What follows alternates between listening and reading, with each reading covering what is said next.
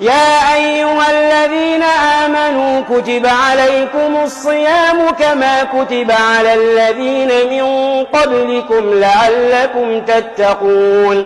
أياما معدودات فمن كان منكم مريضا أو على سفر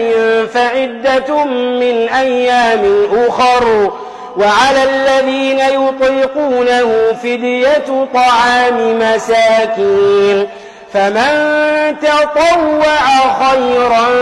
فهو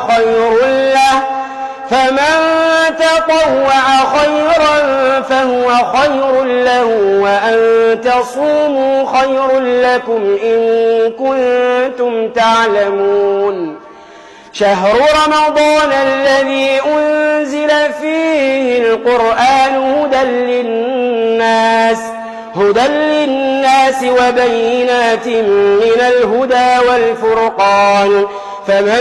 شهد منكم الشهر فليصمه ومن كان مريضا أو على سفر فعدة من أيام أخر يريد الله بكم اليسر ولا يريد بكم العسر ولتكملوا العدة ولتكبروا الله على ما هداكم ولعلكم تشكرون وإذا سألك عبادي عني فإني قريب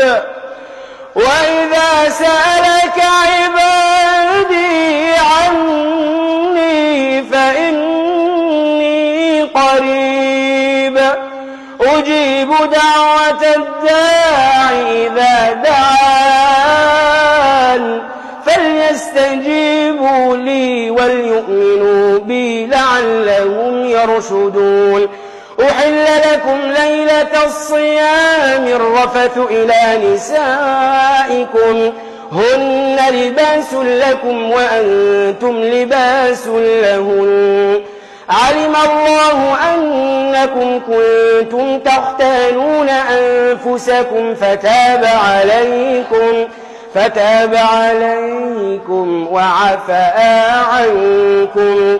فالآن باشروهن وابتغوا ما كتب الله لكم وكلوا واشربوا حتى يتبين لكم الخيط الأبيض من الخيط الأسود من الفجر ثم أتموا الصيام إلى الليل ولا تباشروهن وأنتم عاكفون في المساجد تلك حدود الله فلا تقربوها كذلك يبين الله آياته للناس لعلهم يتقون